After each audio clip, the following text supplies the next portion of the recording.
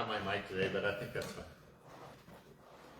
When we're going to God for our guidance, we have to be willing to actually listen and respond to what he has to say. So we're going to be in Psalm 27 today, and it's a relatively longer passage. But I am going to read the whole thing. I mean, 16 verses, 14 verses, I guess. But anyways, so I wanted to start off sharing a personal story of a time when I wanted to run and hide my problems. I'm sure we've all had that before. We kind of have that as a church right now. A part of us, let's be honest, a part of us wants to give up. We want to just walk away from this building, lock the door, and never look back. We don't want to admit that out loud, but it's true. We have a part of us that wants to give up because we feel like God is not answering our prayers, dare I say. So I wanted to share something like last year.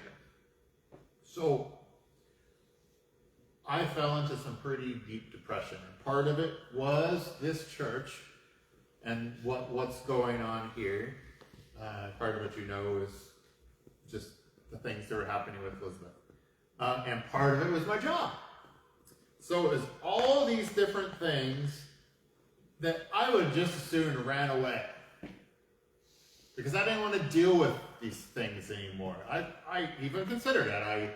I took on some job interviews last fall. Because I wanted to get out. And part of that was this church, if I'm being completely honest, this role that I have. I didn't feel like it was going the way I wanted to go. My job wasn't going the way I wanted it to go. And so I started seeking out something different. It would have caused me to uproot my family, go to a different place, have brand new challenges, probably some of the same challenges I have here. That's the thing. You cannot run from your problems.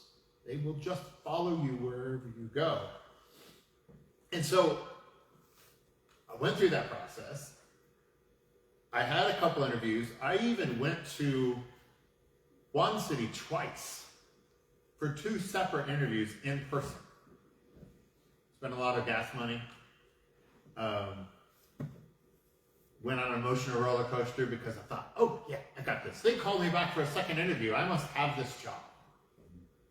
Well, I did not get that call. And to be honest, I don't even know if they were actually hired anybody at that position. So I don't think that was a good situation to walk into. I found out a week or 2 later that the city manager, who would have been my direct supervisor, resigned. Don't know exactly what that was. So there would have been a whole bunch of upheaval that I'd been walking into. And so I would have left my problems here for probably even bigger ones there. And I really do believe that God was telling me that that wasn't the right thing for me. That there was something more here. So when I sing that song that we just sang, it really strikes a chord. It means something to me. I hope it meant something for all of you when you're singing through it. We're not meant to be tending a grave. We were made to be for something more. So now, tending a grave means all sorts of different things in our life. In mine, it was dealing with my own sorrow, my own feelings that I was stuck on. So I did take steps to deal with that problem. A lot of it was prayer. Some of it was therapy. I'm on medication now to help regulate that, and things have been a lot better in these last couple months. it does help that one of my issues was resolved. My daughter is at home. However, now she wants to move away.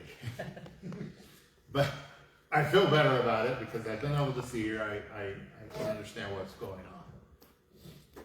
The other thing that was resolved was my job situation. So I transitioned, I got a promotion.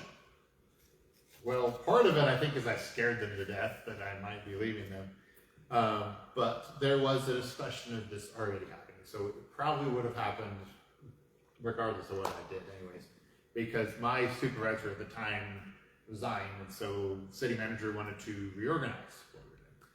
Well, yes, that brought on new responsibilities for me, but it also gave me that control, if I'm being honest. Now I have a say in what's going on. Now I feel like I'm being heard there. And so I think I just needed to go through a transition. And I realized that I couldn't run. I couldn't hide from the issues. I couldn't hide from the problems. I needed to deal with them. And so I did. And I'm in a better place for it. Now, I don't have those burdens that were happening at the time because I've released them. I've responded. So today we're going to focus on, again, this responding to what's going on in our lives. So our first message to get to is that we live in a world of chaos.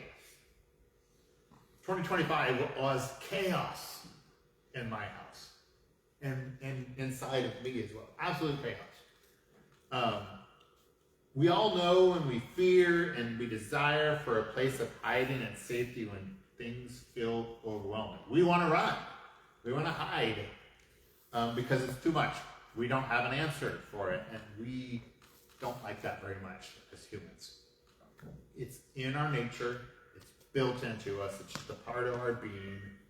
We don't like to face our problems. We like to just run when they get too intense.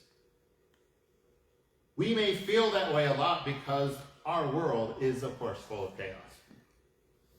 Fear is rampant. There are wars. There is a war happening in the Middle East right now. And we don't really know what to expect out of that. We hear all sorts of things. We turn on the news. We hear one side of the story. We turn on another channel. We hear another side of the story. We don't really know what is going on in Iraq right now. In Iran, sorry. All we know is that we are affected by it. So price of gas is the easiest way for us to see it. We see it just climbing. And shortly, if it's not already happening, everything else is climbing, because how do we move stuff around this country? Yes. So we're feeling that. We are worried that we are not going to be able to afford our basic necessities. Our expenses go up, our taxes are certainly going up too. I received my tax statement. It was not pretty. We also have fears around healthcare and our own personal health. We don't know how to deal with it. I'm still got health problems I'm trying to figure out. Don't know what to do. Medication doesn't work the way it's supposed to. So we have those worries. There's a lot of division and separation. All we got to do is open up Facebook, and you can see it instantly. I have friends that are on total polar opposites of the political spectrum. And so I'll go through that, I'll listen to my more conservative friends and see all the stuff that happens there. And then I have my more liberal friends that have all their points, and sometimes they're actually saying the same thing, by the way. Sometimes they're not. But sometimes they're saying the same things with different words about what they want. But it's frustrating, so I usually have to turn it off. Put it away. The waters of chaos threaten to overtake us and pull us down into the depths. And amid chaos like this, we can understand the desire to simply flee from it all. We've all done it. We've all fled from our suffering, whatever that may be. And we want to hide until it all goes away, but as we know, it never goes away. So if you have a problem, let's say in a marriage where things aren't going right, we tend to isolate, walk away. Now, fortunately, I have not really dealt with that in my marriage, but I'm using marriage as a good example. What's happened in our world today is people run away from those relationship troubles as well.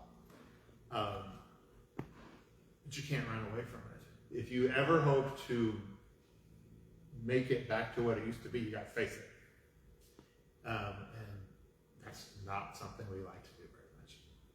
So we're going to go to a psalm, and this one happens to be one of David's psalms, Psalm 27. And I think we probably need to focus more on psalms. So I do have a series that I want to do later this year that's in the psalms. And I don't know exactly what it'll look like yet, but I want to focus on it because David is so much like us. He had the lows, he had the highs.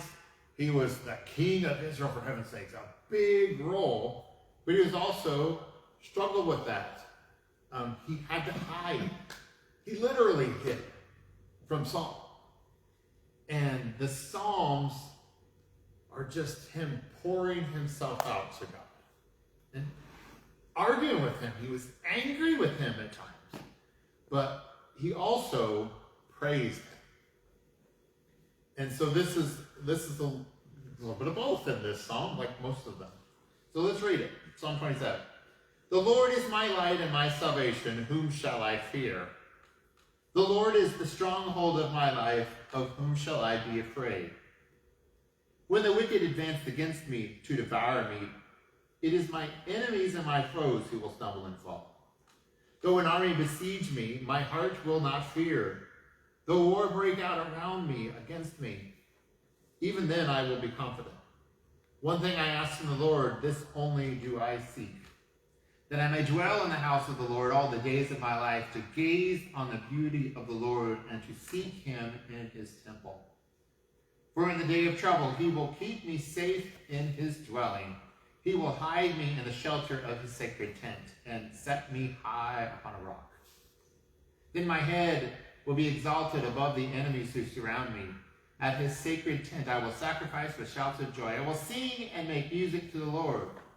Hear my voice when I call, Lord. Be merciful to me and answer me. My heart says of you, seek his face. Your face, Lord, I will seek. Do not hide your face from me. Do not turn your servant away in anger. You have been my helper. Do not reject me or forsake me, God, my Savior. Though my father and mother forsake me, the Lord will receive me. Teach me your way, Lord. Lead me in a straight path because of my oppressors. Do not turn me over to the desire of my foes, for false witnesses rise up against me, spouting malicious accusations. I remain confident of this. I will see the goodness of the Lord in the land of the living. Wait for the Lord. Be strong and take heart, and wait for the Lord. So actually, this is mostly an encouraging psalm, but you can hear in David's voice, if you will, that there was something that had been happening to him. Now, he was, in this particular psalm, he was praising his God. He was trying to tell others that they needed to turn towards him because he is their refuge. He is their rescuer.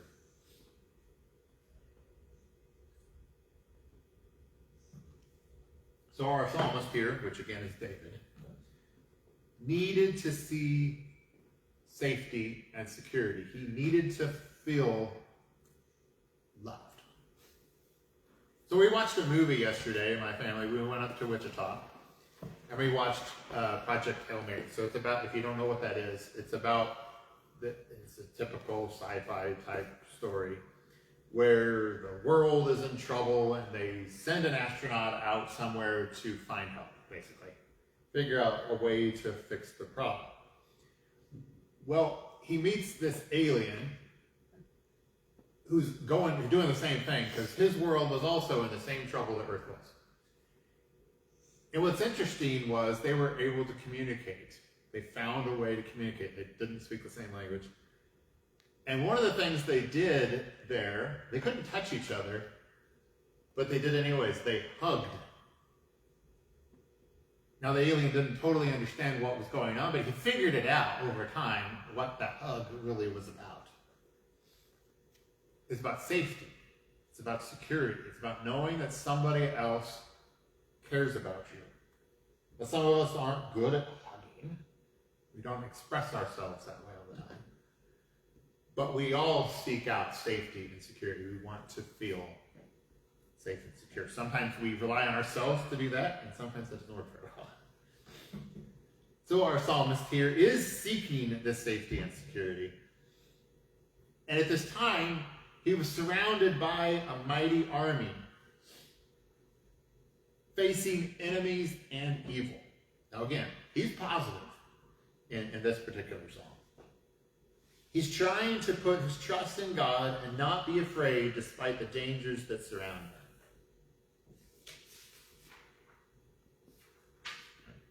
Notes upside down.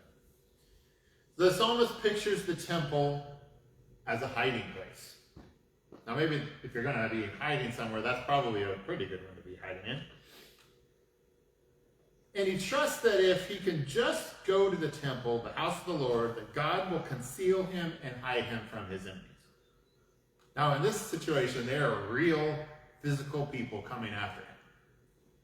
And so he really was looking for a place to hide, to be safe.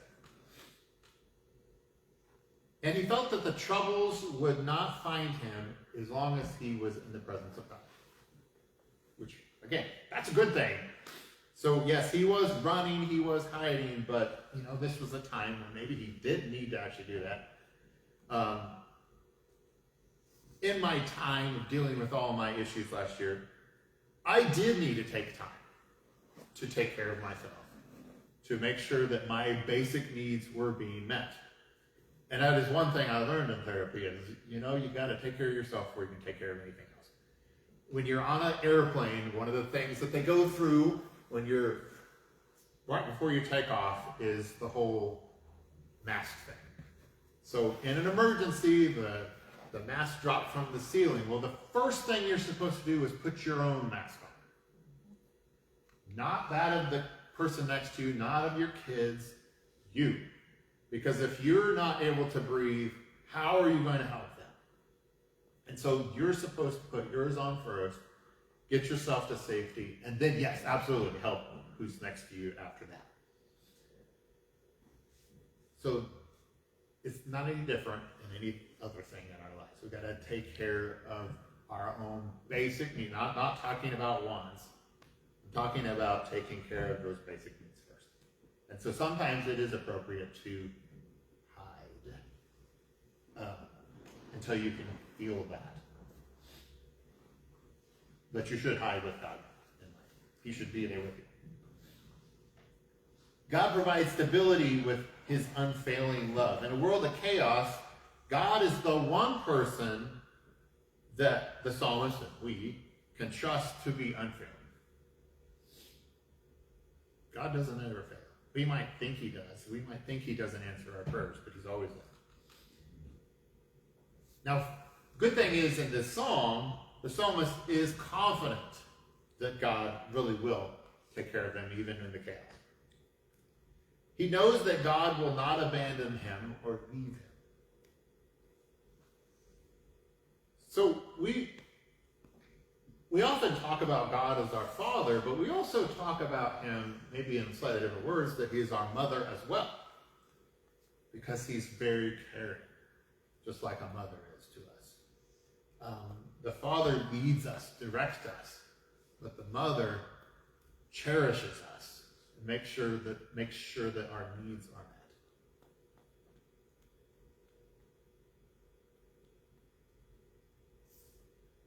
So the psalmist imagines that his past of abandoning him, his parents abandoning him, and recognizes that God never will.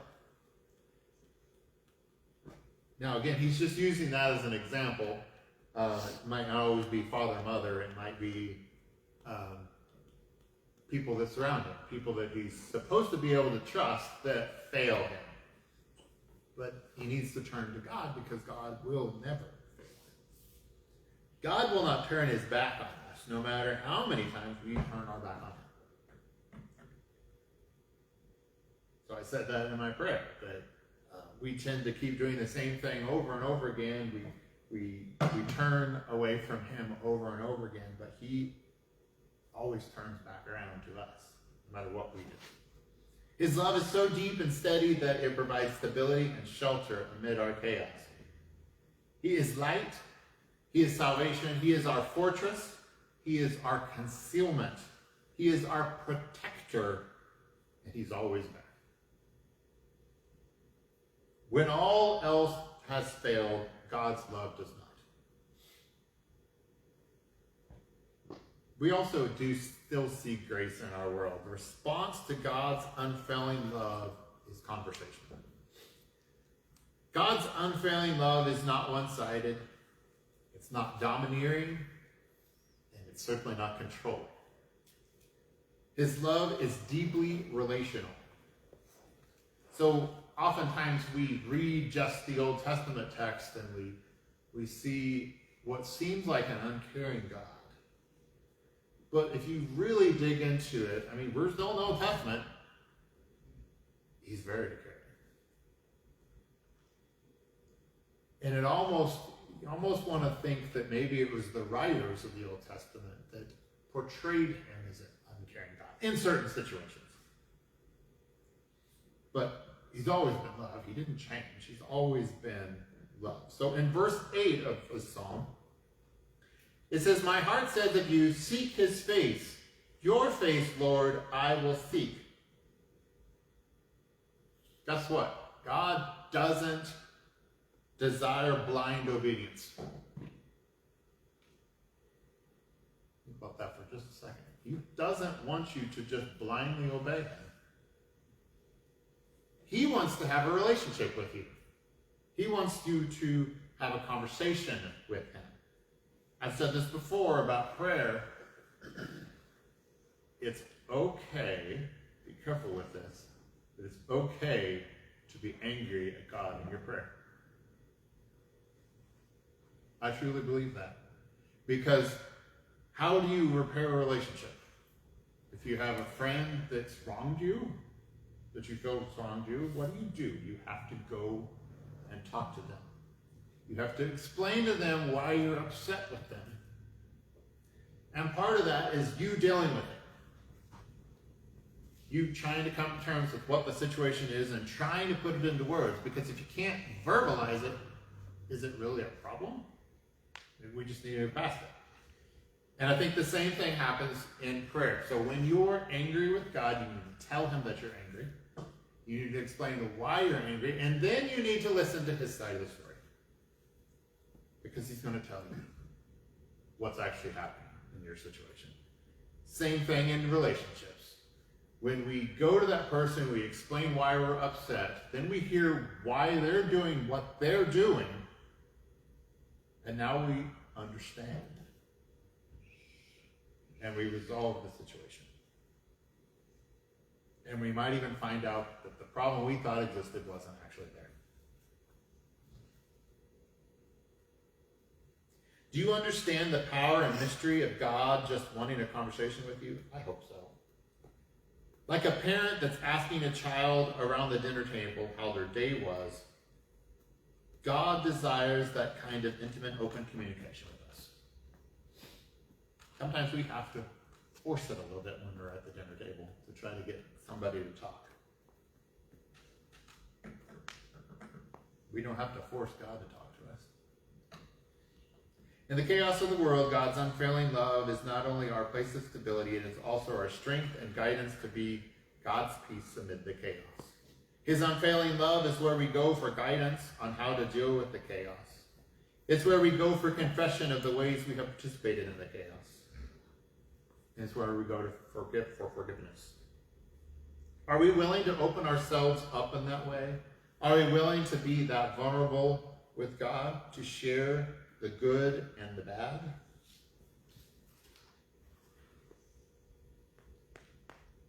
So as we close, we're going to do something a little different today. We're going to enter into a time of conversation. Imagine with me that God is calling your name. So let's say he says, dinner is ready, come and talk with me.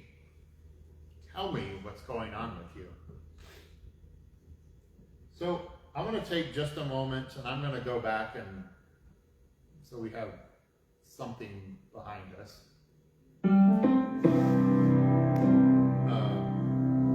And take just a few moments to share with God what is going on in your life. Maybe you need to confess something. Maybe you need God's guidance.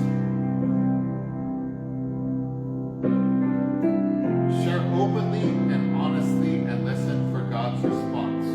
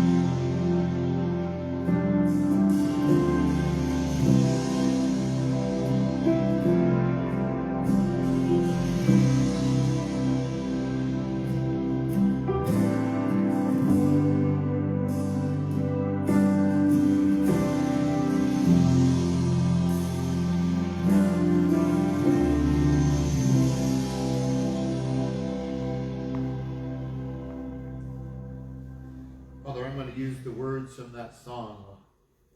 Why would we make a bed in our shame when a fountain of grace is calling our name?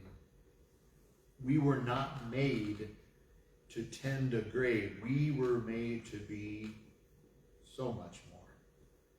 Father, help us to see what that means. Open our hearts. Give us vision for what that might be in our church. Encourage us. Help us to see what your plans are for us.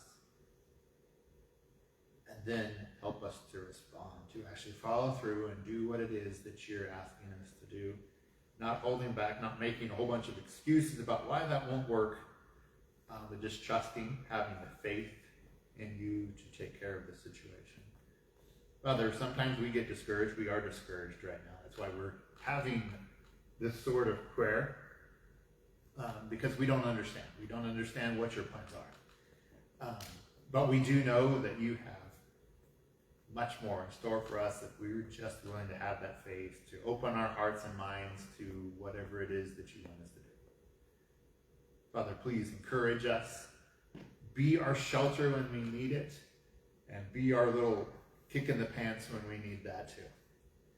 I ask you to be with us as we go through this week. In Jesus' name, amen.